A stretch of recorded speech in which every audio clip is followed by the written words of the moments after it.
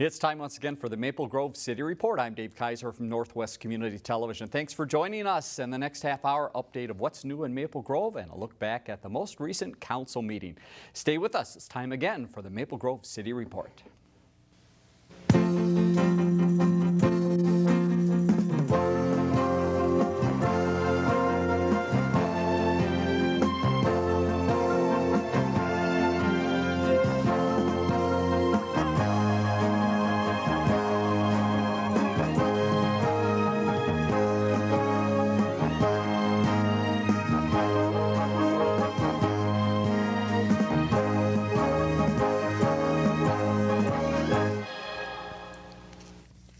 Thanks again for joining us on the Maple Grove City Report. Joining us, as always, City Administrator Al Madsen. Al, welcome to the program. Thanks, Dave. We've got a rather short council meeting to talk about, as is often the case in the city of Maple Grove. But as you see, pages full of other information, so let's jump there first. What's new in Maple Grove? What do residents need to know about? The dome is open. Okay, ready to walk inside? We will be having walkers there mid-November. Right now it's up and they're doing all the necessary preparations and the sports activities. The teams are in there practicing, but we will not have it open for the walkers until mid-November.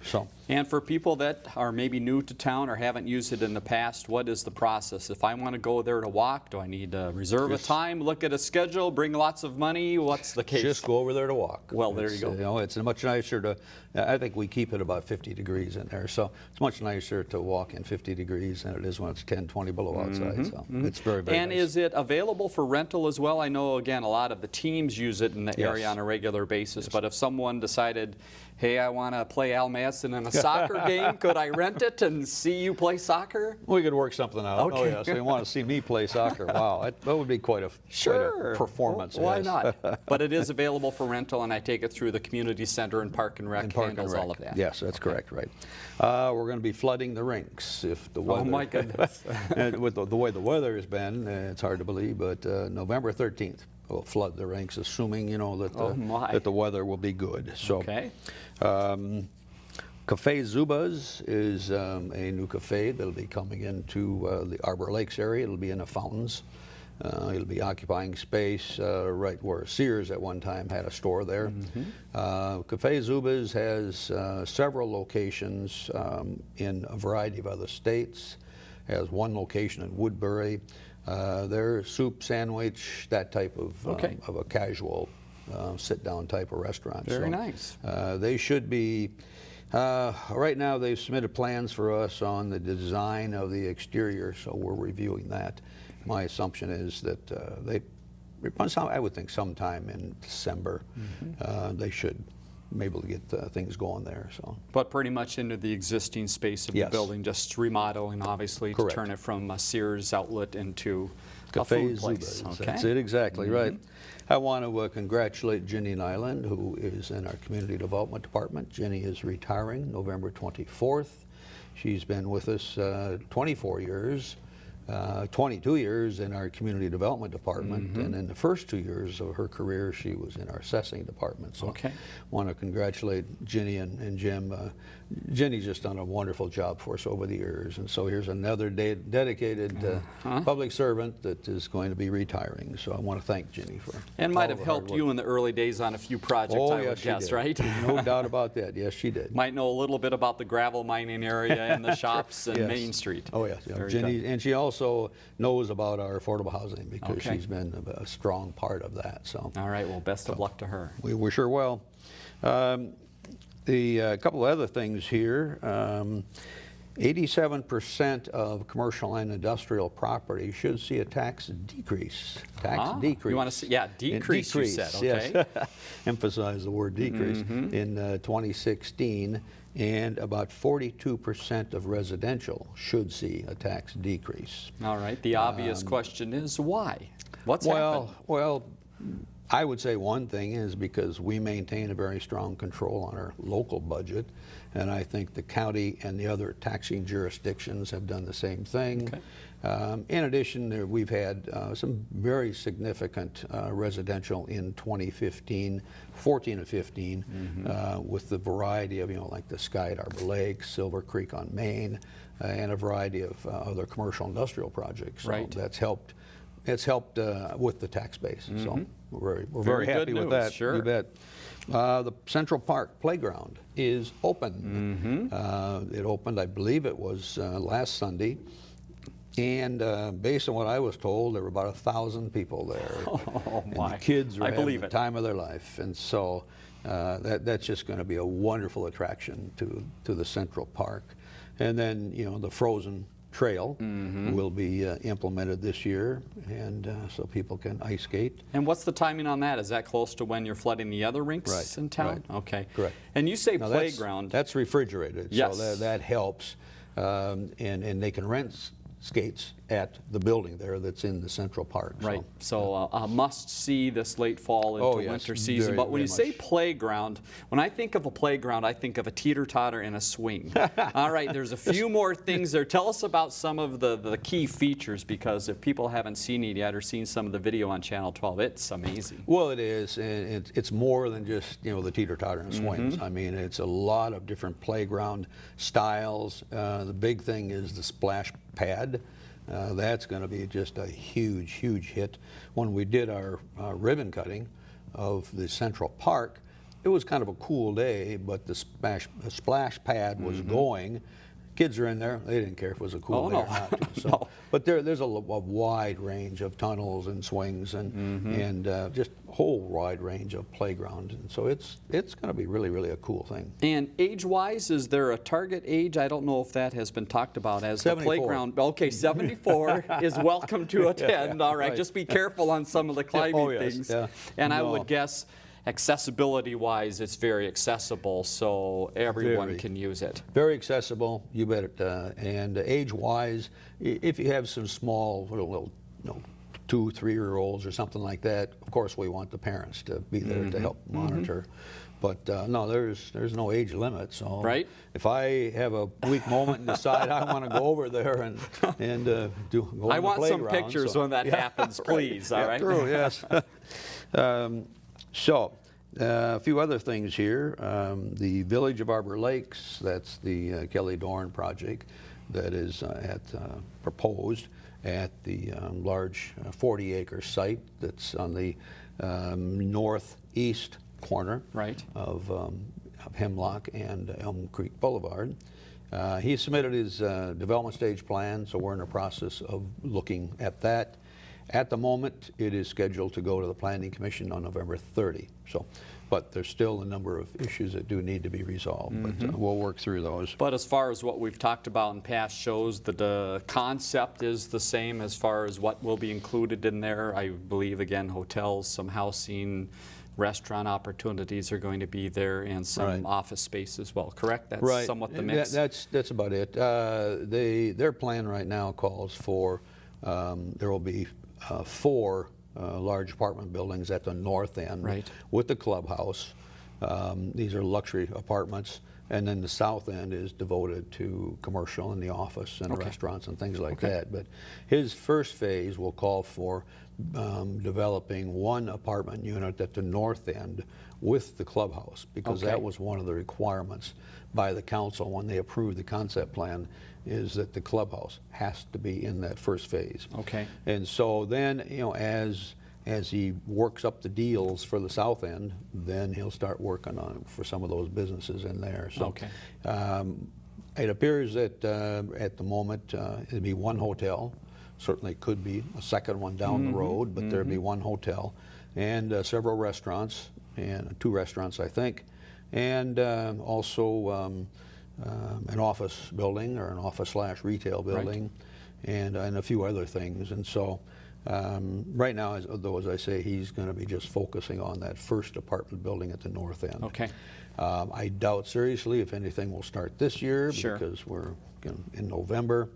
And so, you know, in spring, he would hit the ground running. So. Okay. And then I think that, you know, once he starts working on that first phase at the north end, you know, He's going to obviously continue to try to pull everything together, even more so with the south end, with the different business users that he has been dealing with. So we'll see quite a bit of activity there. We will certainly keep you up to date on that here on the program.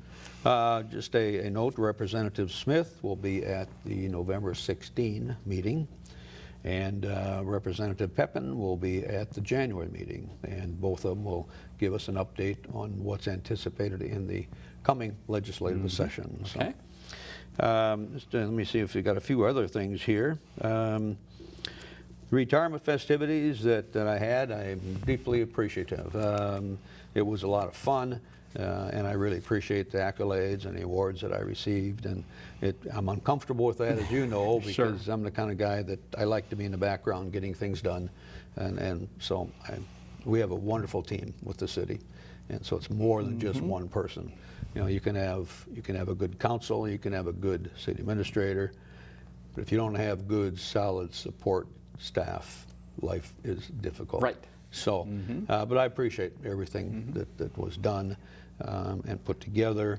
I was shocked, quite surprised that Governor Dayton was there. Very nice treat. I know that he did get a letter of invite, but I did not anticipate that he would be there. And but so, there is a connection. Tell the viewers how that connection goes. Well, quite a few years back, you did work together. Yes, we did, yeah. Back when I was with the State Department of Economic Development, Governor Dayton was the commissioner at that time. And so we worked together on a variety of economic development projects around the state. And so that's the connection. And so he also, as I give him a bad time, stole our police chief, Mona Doman, lured her to become the Commissioner of Public Safety for the state of Minnesota. Mona's doing a very fine job. But so we owed you a visit, is that what you're saying? Maybe that was it. Maybe that was it. But I really appreciate the governor stopping by. It was very, very nice. And also former Congressman Jim Ramstad was to be there. He ended up in California, sent a very, very nice letter, so I appreciate that. So, and I appreciate Senator Limmer and Representatives Pepin and Smith being there also. So it was a fun time. And even some people that you had worked with in other ways in the past too. Obviously some of the folks from the gravel mine had a few words to say about that vision and how you helped make that vision happen. And I believe even some past city or city administrators that you might have crossed paths with over the years. Is that correct too? Former city administrator Craig Waldron, he was with Oakdale for 20 years. Okay. He retired, and now he's a professor at Hamlin teaching economic development. And he keeps pestering me that we're going to do a team teaching. I was just going to ask that. And Craig spoke, and so I appreciate his words very much. So. And I think he mentioned too that you have been very open yourself in the city of Maple Grove and having students over. So you've already done a little bit of that part of it, where there is an art and there is expertise to running a city. Would that be fair to say? That's fair to say. Okay, so there are students out there, believe it or not, that look for positions like this or opportunities like this, and the city is able to give them some chance to learn a little bit. So. Absolutely right. So was a fun event. It was. I really, really enjoyed it. So we have Breakfast with Santa is coming up on Saturday, December 5th at the Community Center. We then have Sleigh Bells and Sparkle Parade, which will also be December 5th. That starts at 5 p.m. And then New Year's Eve at the Community Center, we have the family New Year's Eve party. And that's been going on for a number of years. And if I remember correctly, former council member Leanne Sargent was instrumental in getting that started. And so that's very, very well attended, very well attended. So. And I believe that event fills up very quickly too. It does. So if you're thinking about attending that New Year's Eve event, make sure you contact the community center quickly and get your space in there. And then I believe it's MGCO that works with some of the other events. You mentioned the Santa and Dazzle holiday event. Sleigh Bells and Sparkle Parade, yes, they do. So the mgco.org site is where you can find out some more information about that. Good point. Also, Angel of Hope. There will be an annual candlelight ceremony Sunday, December 6th at 7 p.m. And this is a very, very nice event. It's a very somber event. The Angel of Hope is located in our Arboretum, which is along Fernbrook Lane. And so that's a very, very emotional type thing. Yes, very nice. So I think that's about it as far as activities. I should mention one other thing. The Osseo Maple Grove Athletic Association has looking to hold an ice fishing contest as a fundraiser February 6th on the Weaver Lake. And so that's Okay. going through the process right now. So Very good. and hopefully there'll be adequate ice. That's about it. Farmers Market is November 5th, is it? If I got that correct. Let me see, 2, 3, 4, 5. That sounds right. And it's inside the community center. Begins at 3 o'clock, runs until 6. And then we have farmers market, indoor farmers market is twice a month. Right. And so I'm looking forward to that. We have, I think I mentioned on a previous show that we had many, many vendors that wanted to be inside with us. But because of space, we Right. can only accommodate so many. Mm-hmm. And I think we had to pare the 50 down to probably 25, 26, something Right. like that. But the indoor market is also a very good event. Draws a crowd. We were a little hesitant when we first tried it because you just don't know how that's going to go. But my gosh, does draw a crowd. So you got the outdoor and the indoor. So Yeah, and some of the same items that you might see on the outdoor, certainly those that can handle the season, but some new vendors too that you might not see outdoors. So Right. it's a nice treat to get in there. very much so. You bet. As you mentioned, the council meeting was short. It was 12 minutes long. We had just a number of things on the consent agenda. We did have a lady that did come to speak at the public forum. She very pleasant, personable lady.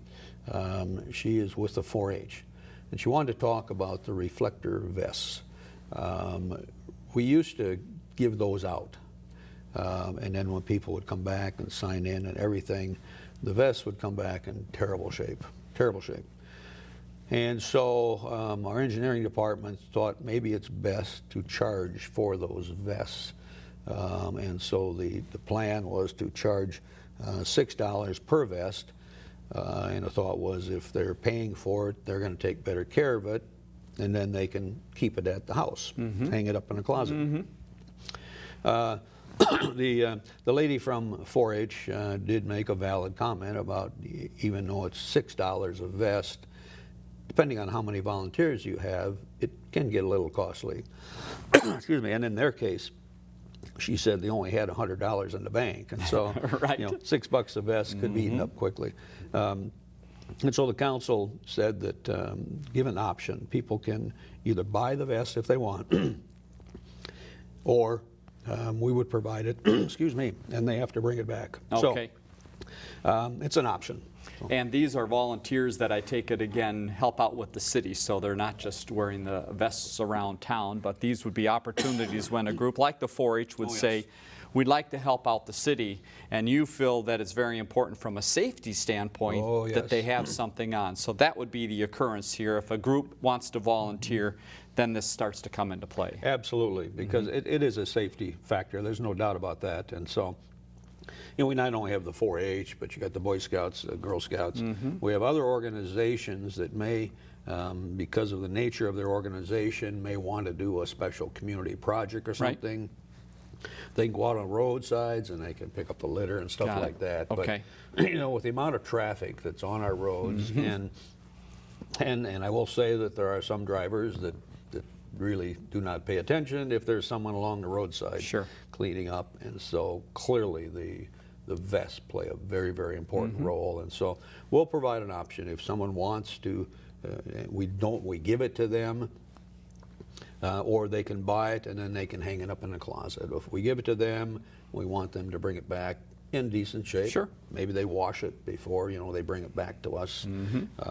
We don't have a laundromat in the government center, so it's a worthwhile thing, and we need to do it. So Okay, very good. So that was it. I mean, the meeting got over at 7:42 or 7:40. We did have the appointment of Heidi Nelson, who will be the incoming city administrator. Right. Heidi will begin on December 21st. My retirement is at the end of November, and so in December, Finance Director Jim Knutson and Public Works Director Ken Ashfeld will be the acting city administrators.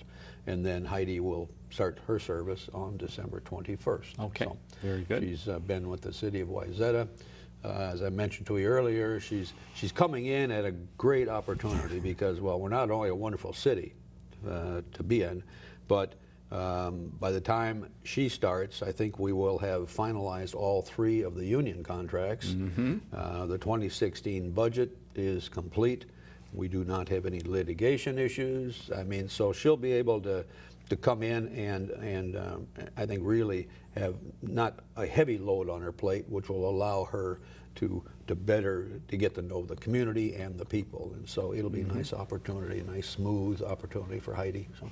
And you sticking around through the month of November is giving a little bit of time for a little bit of transition. Right. So I would guess, and I understand you're going to be connecting with her and trying to start to get some of that download from your 30-plus years to her. Right.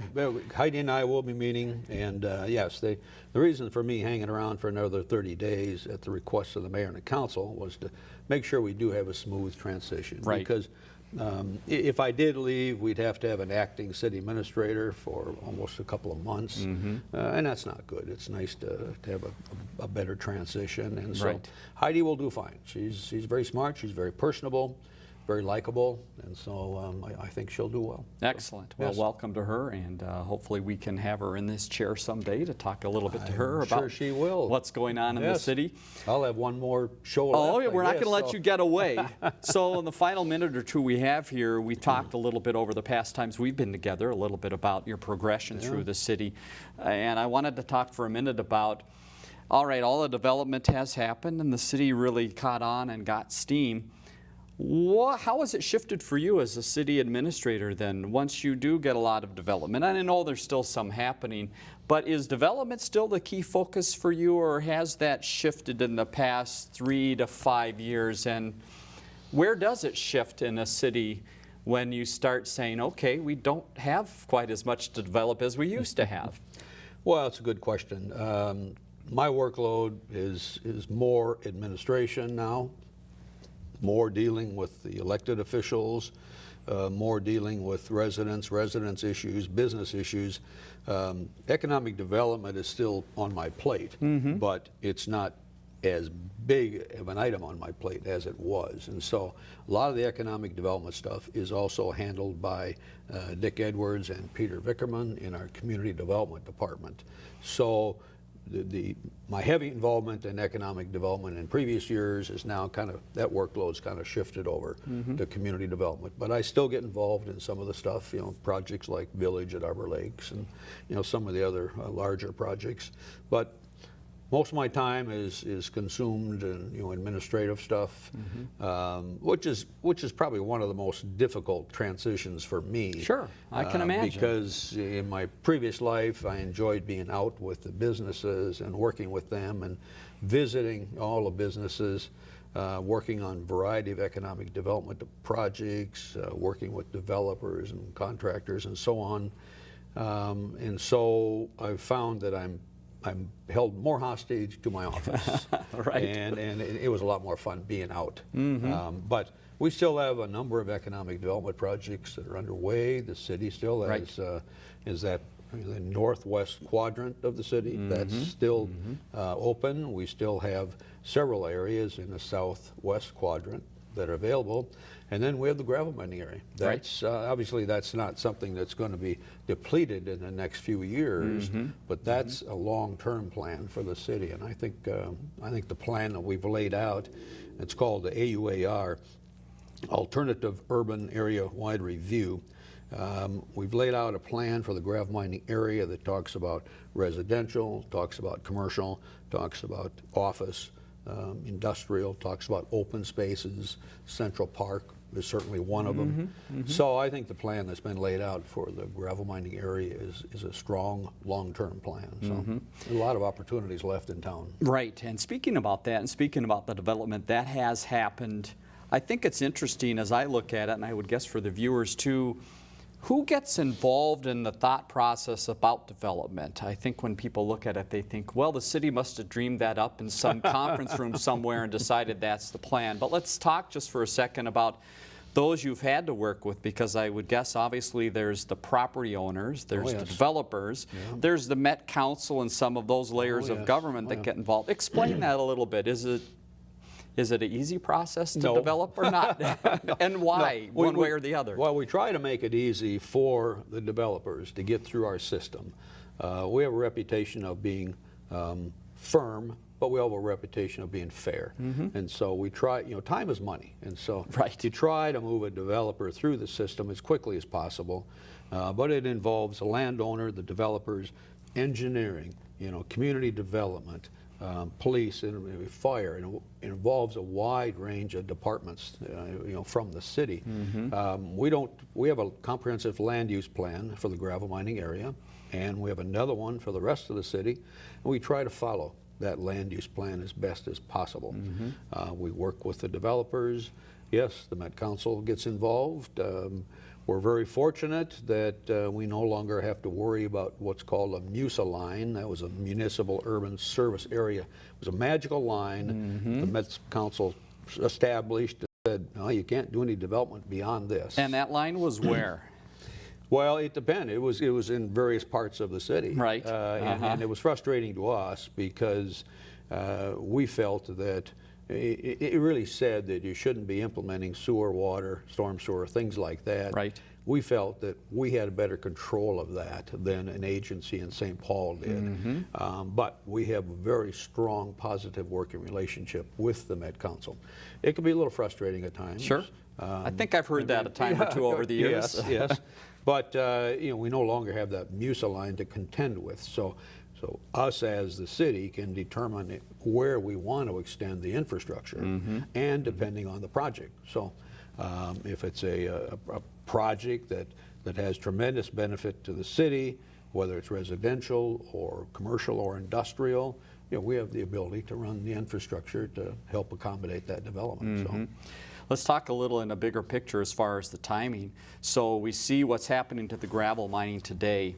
When did that discussion first start happening, and how long has this dream been alive, and also the planning been alive to make sure it comes together in an orderly fashion? Because again, you're not making it up year by year as we go right now. When did that happen? Late 70s. Okay, so it has been 40 years. Oh yeah, we put together what was called a gravel mining area plan, but that plan dealt with engineering, elevations, things like that. So when a mining operator came in to get their mining permit, after they finished that, they had to bring the site back up to the elevations as laid out in the gravel mining area plan. And that was in the late 70s.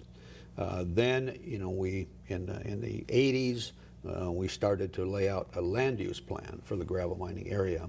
Really got into it big time in the 90s, where we laid out, and that's when we did the AUAR, and that's when we determined, it's not those where we're saying, okay, this is the type of business that's going to be here, but we talked about the number of residential units that area can maintain, the type of commercial, again, the open space, also where roads will go, right? Where sewer, water, storm sewer will go. That's the whole thing that's laid out. But it really started back in the late 70s with the gravel mining area plan. But again, that dealt with engineering and not land use. And so then in the 80s, we started to shift, toward land use.